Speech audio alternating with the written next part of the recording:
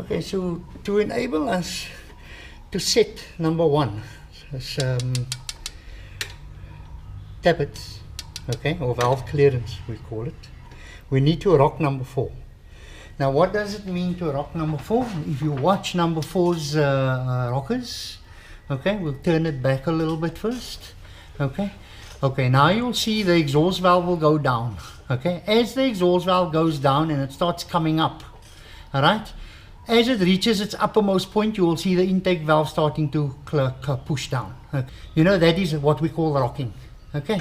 So it's rocking number 4. We can now set number 1, okay. Now the valve clearance on this car, it's actually a hot setting, so we are at a disadvantage where we need to set it twice. We have to give it clearance now. The intake valve is spec'd at 0.20 of a millimeter, and the exhaust valve is spec'd at 0.30 of a millimeter. Okay.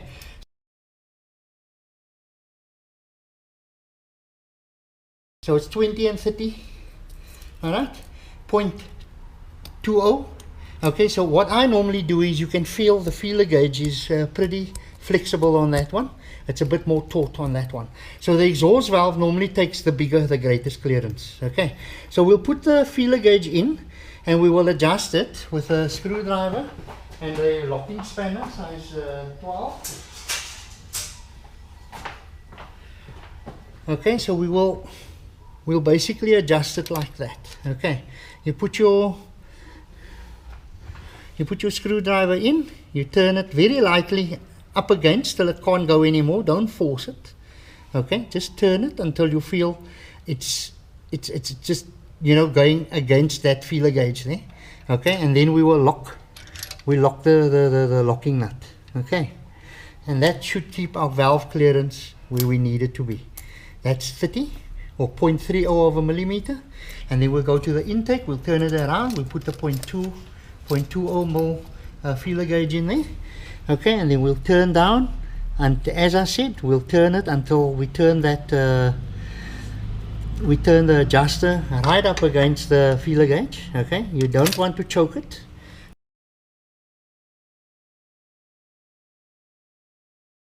Alright, you just want to turn it up against. Alright, and once it's turned up against, you know, then we're going to lock it.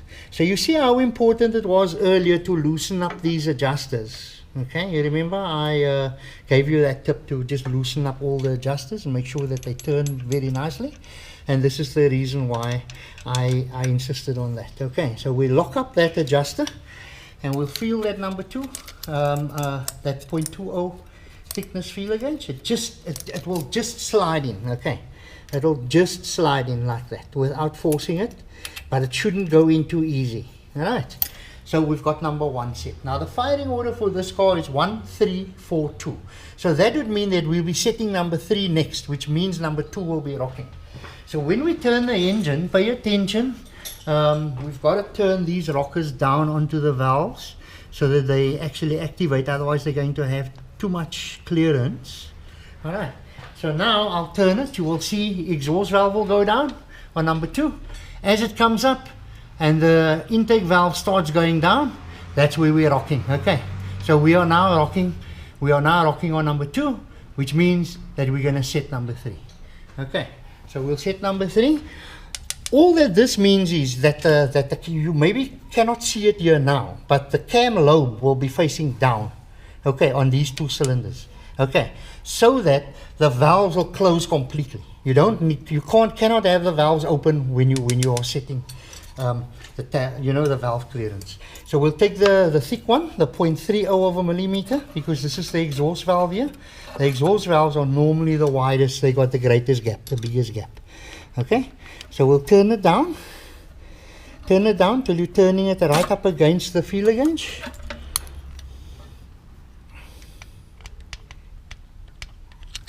Turn it right up against the feeler gauge like that. You can feel that is pretty tight. Okay, you know, it's up against. All right, no forcing. And then we'll take the lock nut. We'll take the lock nut down while we are holding the adjuster. Okay, with a screwdriver, we're locking it with a size 12 spanner there. All right, now it's locked. pull out the feeler gauge, you can feel it's like a smooth motion there. Okay, it's just the right amount of clearance. You can see when I cannot move that rocker, but when I take out the feeler gauge, you will hear. Okay, you will hear the play there. Okay, so that's 0.3 of a millimeter. If I put the 0.2 in here now, the 0.2 is going to be very loose. Okay, very loose. That's the 0.3 because that's the exhaust. It's the widest one. Okay, so we will go over to the intake. The intake is 0.2. We'll do exactly the same thing over there. We'll turn the adjuster down until it basically, till it just goes up against the feeler gauge. And once it's up against the feeler gauge, we know that that's the proper clearance that we need. Okay, and you don't force it at all. You just turn it against. You know, I've got a lot of oil. Give me a hand. I've got lots of oil on my hands, so you know, it's losing grip of my tools. You know. So yeah, we'll just do that. Turn it loose, backwards a little, then you turn it against. You can see it's against. We take the lock nut all the way down. We take the size 12 spanner. While we are holding the adjuster with a screwdriver, we lock up the adjuster. Okay, the lock nut, the adjuster's lock nut. And that is number 0.2 of a millimeter clearance. If we try and put the 0.3 in, it won't go in. Okay, you see, I can't get it in. Alright, but it will go in here because this gap is wider than the intake. Alright, so the next in the sequence, you know, the firing order is 1, 3, 4, 2. So we're going to be setting, we've just set number 3, we're going to set number 4, which means that we're going to rock number 1. So if you see, as I turn the engine, the exhaust valve opens and it starts closing, and as it reaches its top, the intake one will start opening, and that's what we call rocking. So it's rocking on number 1, so we will set number 4. Okay.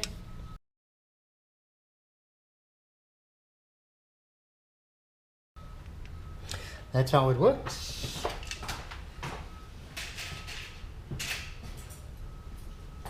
So remembering that the exhaust is 0.3 of a millimeter. Okay, this one's a bit tight, so we need to loosen it up a little bit until we can get the feeler gauge in just nicely. Okay, in between the valve and the rocker, the valve tip and the rocker.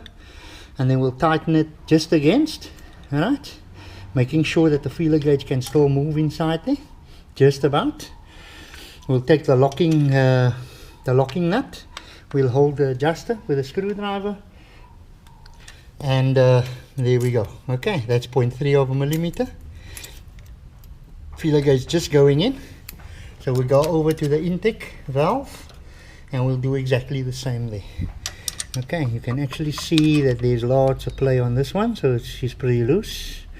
We'll turn it just up until she goes right up against, and then we'll lock her up with a lock nut. Okay, so that's 0.2 and that is 0.3. Okay, exhaust, intake. So now we will go to the last one, which will be number 2. Okay, we got to set number 2. So that would mean that we're going to have to rock number 3. Okay, so it goes very simply.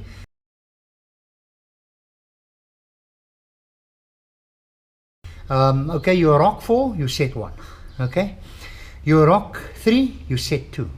You rock 2, you set 3. You rock 1, you set 4. Very simple. So now we are going to be setting number 1. We're going to be setting number 2. So we need to rock number 3. You'll see number 3's exhaust valve open, pushing down. As it pushes up, it'll push the intake down. There we are rocking now on number 3. Okay, we're rocking on number 3. We're going to be setting number 2. 0.3 of a millimeter, 0.3 of a millimeter, not 3 millimeter, 0.3 of a millimeter. Okay, so these clearances are not very wide, as you can tell. They're not very wide. So we'll get the 0.3 mil feeler gauge in there. Loosen it up a bit. I tightened it a bit too much. So feeler gauge in, tighten it against, okay, and then we'll tighten the locking nut. Now, you know, with modern cars we don't get a lot of this nowadays. It's either shim adjusted or it is hydraulic lifters. Well, in this case we've got the good old-fashioned manual adjustment on the valve clearance. Okay, in the old days when I was an apprentice and in the early years, I did plenty of this, okay, because most cars were like this. They were manually adjusted. Okay, so we'll tighten up that lock nut. We'll hold the adjuster, and that should be 0.20, should have 0.20 clearance. Okay, so we've set all 4 of the cylinders. Alright, so we can now safely put the tappet cover back to start it, run it warm, and then we've got to take the tappet cover off and reset the tappets while it is hot.